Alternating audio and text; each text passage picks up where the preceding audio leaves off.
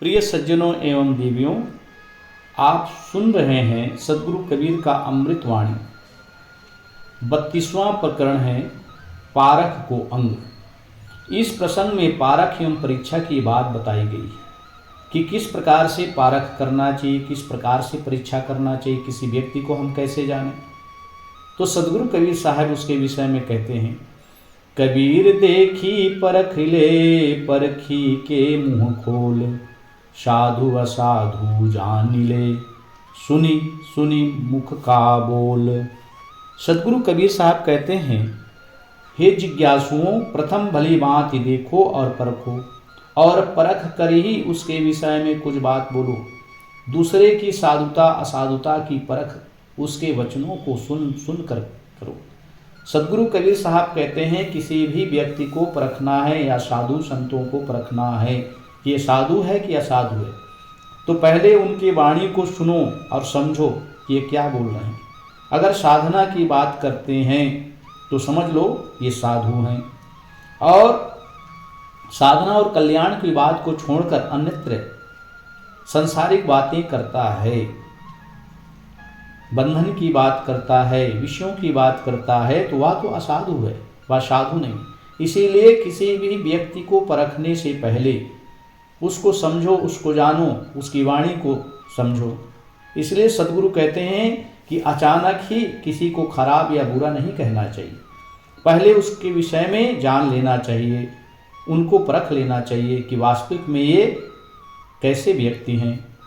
कबीर देखी परख ले, परखी के मुख बुलाए, जैसी अंतर होएगी मुख निकसेगी आए। किसी के मिलने पर प्रथम उसको देखो।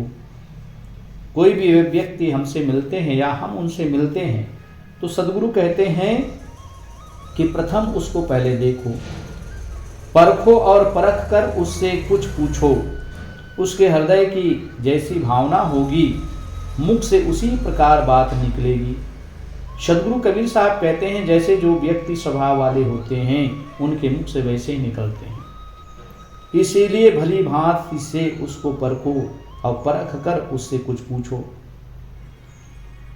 इसलिए साहब कहते हैं कि कोई भी व्यक्ति किसी व्यक्ति को अगर परखना है तो कैसे परखना है, तो जो जैसे व्यक्ति होते हैं, अगर सज्जन व्यक्ति हैं तो आप उनके वाणी से आप समझ सकते हैं, लेकिन ऐसे भी कितने धूर्त लोग हैं। पहली बात तो मीठी मीठी कहेंगे, उसके बाद आपको जो है इस मीठी के बोली में वश में कर आपको वो धोखा देते हैं, आपको लूट लेते हैं। इनसे भी सावधान होने की बात। पहले शब्द पिछानिए, पीछे की जय मोल, पारखी परखे रतन को, शब्द का मोल न तोल। किसी के मिलने पर पहले उसके शब्दों को सुनकर उसको पहचान करो। साहब कहते हैं कि किसी व्यक्ति से अगर मिलना है तो पहले उनके शब्दों को सुनकर उसको पहचान करो कि ये व्यक्ति कैसा है। कोई व्यक्ति बात बात में झूठ बोलते हैं, कोई व्यक्ति बात बात में गाली देते रहते हैं, तो इससे समझ जाओ कि वह व्यक्ति अच्छा नहीं है। आज वो दूसरे की बुराई कर रहा है, कल हमारी बुराई करेगा। इसलिए साहब कहते हैं कि मिलने पर पहले उसके शब्दों को सुनकर उसको पहचान करो। योग्यता होने पर पीछे उससे बातचीत या निर्णय करो। पारखी रत्न को परखता है। जो हीरे जवाहरत सोने चांदी के जो पारखी होते हैं, पहले पारखी और रत्न को परखता है, विवेकी यथार्थ ज्ञान को परखता है। निर्णय शब्द का मोल तोल नहीं है। साहब कहते हैं जो सत्यवाणी है, निर्णय शब्द है, उसका मोल तोल नहीं किया जा सकता। तो उसी प्रकार से सदगुरु कहते हैं, जैसे सोना परखने वाला सोना को देखकर और उसको जांच कर पहले देखता है, फिर उसका जांच करता है कि सही है कि नहीं है, फिर कहता है, फिर निर्णय लेता है। उसी प्रकार से किसी भी व्यक्ति के शब्दों को पहले पहचानो, शब्दों को सुनो, फिर उनके विषय में निर्णय लो कि वह व्यक्ति कैसा है। हीरा तहाँ न खोलिए, जहाँ खोटी है हाट, कसी करी बांधी गाठरी, उठी करी चालो बाट। जहाँ कर्मी उपासकों की गोष्ठी है, वहां स्वरूप ज्ञान हीरे को मत खोलो। यानी कि जो सत्य के पारखी नहीं है, जो स्वरूप ज्ञान आत्मज्ञान के पारखी नहीं है, केवल कर्म कांड में उलझे हुए हैं, आत्मा फात्मा कुछ नहीं समझते। साहब कहते हैं कि उसके पास आत्मज्ञान की चर्चा ना करो, बल्कि उसे अपने हृदय में दृढ़ता से धारण कर मनोवृत्ति पूर्वक उठकर अपना मार्ग पकड़ो। साहब कहते हैं उस कर्मी व्यक्ति, उपासक व्यक्ति, जैसे कोई व्रत रहता है, अगर अब कहोगे कि भाई व्रत क्यों रह रहे हो, कोई कर्म कांड करता है, कोई मंदिर में जाकर घंटों पूजा करते रहता है, अगर उस व्यक्ति को आत्मज्ञान की बात बताओ, ज्ञान की बात बताओ, तो उस ज्ञान की बात को सुनने वाला नहीं। इसलिए साहब कहते हैं कि हीरा जौहरी को परखता है। जहां कर्मी उपासकों की गोष्ठी होती है, वहां स्वरूप ज्ञान हीरे को मत खोलो। जो स्वरूप ज्ञान रूपी हीरे हैं वो तो जौहरी ही परखता है, बल्कि उसे अपने हृदय में दृढ़ता से धारण कर अलग मार्ग पकड़ लेना चाहिए, उनके चक्कर में नहीं पड़ना चाहिए। हीरा परखे जौहरी, शब्द ही परखे साधु, कबीर परखे साधु को, ताका मता अगाध। सदगुरु कबीर साहब कहते हैं खरे खोटे हीरे को जौहरी परखता है। हीरे को परख करने वाला कौन है? जौहरी। खरे खोटे हीरों को वह आसानी से परख लेता है और सार असार शब्दों को विवेकी पारखी संत परख लेते हैं। इसीलिए संसार के समस्त लोगों को जो सत्संग करते हैं, उनको शब्द की पार करने की जो है आना चाहिए। सत्संग के माध्यम से सार असार शब्दों को आसानी से परखा जा सकता है कि यह शब्द क्या कह रहा है, यह शब्द सत्य शब्द है कि रोचक भयानक शब्द है। सदगुरु कहते हैं कि परंतु कच्चा साधु कौन है तथा सच्चा साधु कौन है, इसकी जो परख कर लेता है उसका विचार अधिक गंभीर है। सज्जनों, सदगुरु कबीर साहब जो है साधु असाधु की बात कहते हुए कहते हैं कि जो व्यक्ति शब्दों को परख लेता है वही सच्चा पारखी है। वही सच्चा साधु कौन है और कच्चा साधु कौन है, उसकी जो परख कर लेता है उसका विचार गंभीर होता है। हरि ही राजन जौहरी, ले ले माड़ी हाट, जब रे मिलेगा पारखी, तब हीरों की साट। ज्ञान रूपी हीरा को ज्ञानी रूपी जौहरी सत्संग बाजार में रखते हैं, परंतु जब कोई पारखी मिलेगा तब पारख से तुलना करके उनके ज्ञानों का रहस्य खोलेगा। जब तक पारखी नहीं मिलते तब तक कच्चा ज्ञान भी सच्चा बना रहता है, परंतु पारखी के मिल जाने पर किसी की धोखेबाजी नहीं चलती है। इसीलिए संसार के लोग जो है पारखी संतों से डरते हैं, कहते हैं कि ये तो कुछ नहीं मानते, ये तो मूर्ति पूजा का घोर विरोध करते हैं, ये तो कर्म कांड का विरोध करते हैं। अरे पगले, पारखी संत सच्चे ज्ञान देते हैं, मनुष्य को भटकने से बचाते हैं। जो आज संसार में शास्त्रों पुराणों को लेकर के दुनिया में इतने ठग हो रहे हैं, इतने ठग रहे हैं और मनुष्य ठगा रहा है। आप सभी लोग जानते हैं शरीर का रोग औषधि से दूर होता है, लेकिन कोई मंत्र पढ़कर, कोई फूंक मार करके उसको ठीक कराए और लोग ठगाए रहे हैं संसार में। इसीलिए कहते हैं जो ठगने वाले आसानी से लोगों को ठग लेते हैं और आदमी जो है आसानी से ठगा जाता है। तो ज्ञान रूपी हीरा को ज्ञानी रूपी जौहरी ही परखता है। हीरा को जिस प्रकार से हीरे की जौहरी परखता है, सोने की परख सोनार करता है, उसी प्रकार से ज्ञान रूपी हीरा को पारखी संतजन जो है परखते हैं।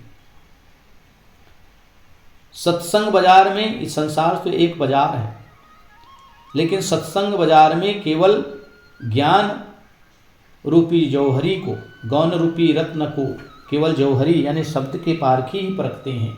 उसी प्रकार से सद्गुरु कहते हैं कि विवेकी और पारखी बनो, परंतु जब कोई पारखी मिलेगा तब पारख से तुलना करके इनके ज्ञानों का रहस्य खोलेगा। इसीलिए सद्गुरु कहते हैं शब्दों की परख करो कि शब्द क्या कह रहे हैं। आदमी कहते हैं मंत्र जपो, आदमी कहता है ये नाम जपो, अब इससे कल्याण हो जाएगा, इससे सारे पाप नष्ट हो जाएंगे।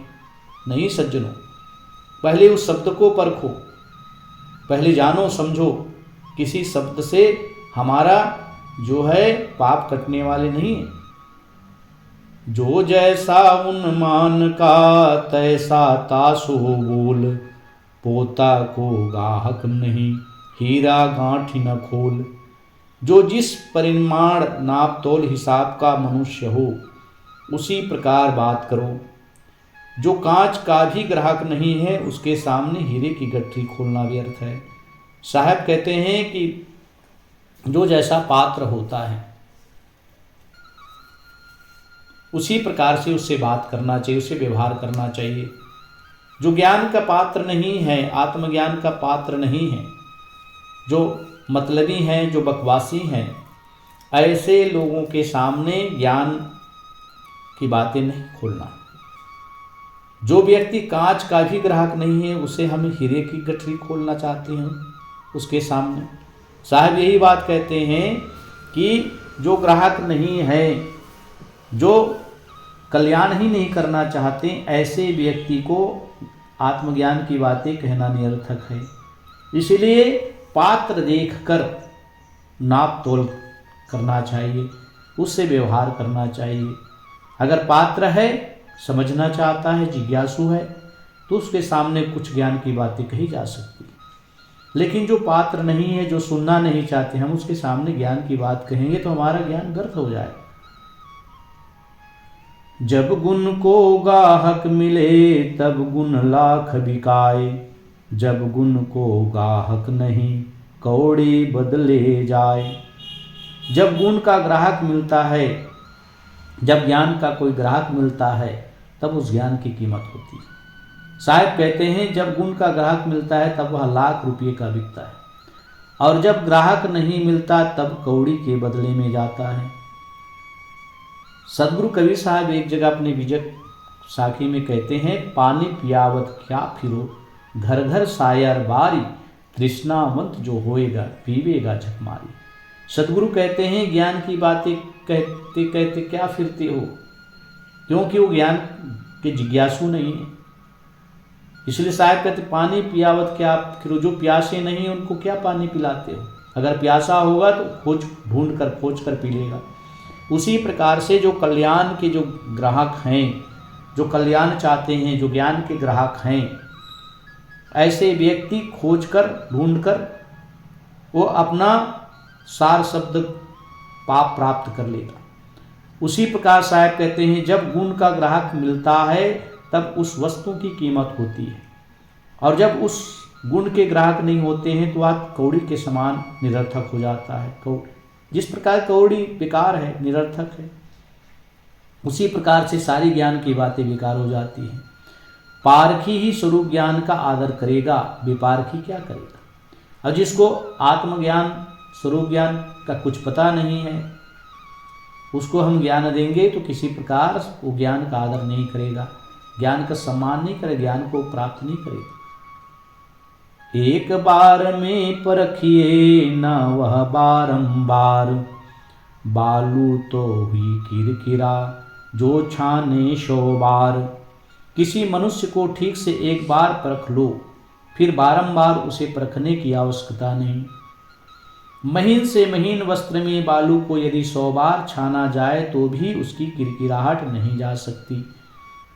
सदगुरु कबीर साहब कहते हैं किसी मनुष्य को ठीक से अगर परखना है तो एक ही बार में परख लो, बार बार उसे परखने की जरूरत नहीं। क्योंकि कोई व्यक्ति बोलता है तो उनके स्वभाव से पता चल जाता है कि किस प्रकार से मनुष्य है, किस प्रकार से आदमी। साहब कहते हैं बस जान लिए कि यह व्यक्ति जो है गुण के ग्राहक नहीं है, यह आदमी सद्गुणी नहीं है। साहब उसीलिए कहते हैं जो व्यक्ति सद्गुणी नहीं है वो एक ही बार में परख में आ जाता है, और जो व्यक्ति सद्गुणी हैं, गुण के ग्राहक हैं, वो भी जो है उनके विचारों से, इनको स्वभाव से पता चल जाता है। साहब कहते हैं कि जिस प्रकार से महीन वस्त्र में बालू को बार बार छानो उसकी किरकिराहट दूर नहीं जाती, उसी प्रकार से सठ मनुष्य को चाहे अनेकों बार परखो, वह सठता से ही पूर्ण मिलेगा। वो अपनी जो है सठता की बुद्धि, अपने गंवार बुद्धि त्याग नहीं करेगा। इसलिए सद्गुरु हम सबको सजग करते हैं, सावधान करते हैं, ऐसे मनुष्य से हमेशा सावधान रहो और अपने ज्ञान रूपी हीरे को उन्हीं व्यक्ति को दो जिनको वो लेना चाहते हैं। जो व्यक्ति लेना चाहते हैं, जो ग्रहण करना चाहते हैं, उन व्यक्ति को ज्ञान देना चाहिए। जो व्यक्ति ज्ञान लेना नहीं चाहता है, ऐसे व्यक्ति को ज्ञान देने की आवश्यकता नहीं। इसलिए कहा गया मूर्ख सो क्या बोलिए, सच सो कहा न जाए। अब मूर्ख व्यक्ति से क्या बोला जाए और सच से कहा क्या करोगे, और सच के सामने क्या कहोगे। उसी प्रकार साहब हम सबको सजग करते हैं, सावधान करते हैं। ज्ञानी जन है जो हरे कर्मी शकल मजूर, देह भार काटो करा लिए शीश भरपूर। ज्ञानी जन तो जौहरी हैं और कर्मकांडी लोग मजदूर हैं। वे देह रूपी टोकरी में कर्मों का बोझ अपने सर पर लादे घूमते हैं। सदगुरु कबीर साहब कहते हैं, यहाँ ज्ञानी की बात कहते हुए कहते हैं और कर्मकांडी की बात कह रहे हैं। ज्ञानी जन तो शब्दों को परख कर ग्रहण कर लेते हैं। जो विवेकी जन हैं, संसार में विचरण करते हुए सार को ग्रहण कर लेते हैं और सार को ही वो मनुष्यों को बतलाते हैं। ये शरीर असार है और इसके भीतर में जो सार वस्तु हैं, चेतन आत्मा, ये सार है। क्योंकि शरीर असार इसलिए है कि इसमें जो है मौत रूपी घून लगा हुआ है, इसमें रोग लगते हैं, व्याधि आते हैं, हर प्रकार से यह मृत्यु की ओर जा रहा है, ये नष्ट होने वाला, इसीलिए असार है। लेकिन इसमें रहने वाला चेतन आत्मा सार है। इसी प्रकार से संसार में जड़ और चेतन, संसार के सार को जौहरी जन ग्रहण कर लेते हैं और कर्मकांडी लोग जो मजदूर हैं, मजदूरी करते हैं, वे देह रूपी टोकरी में कर्मों का बोझ अपने सर पर लादे घूमते हैं। कर्मकांडी हो केवल जीव को कर्मकांड में फंसा देते हैं, उसे किसी प्रकार से ज्ञान नहीं होता और उसी कर्मकांड को अपने मन में धारण करके दुनिया में घूमे फिरते हैं, उस कर्मकांड से कल्याण चाहते हैं। तो कैसे हो सकता है।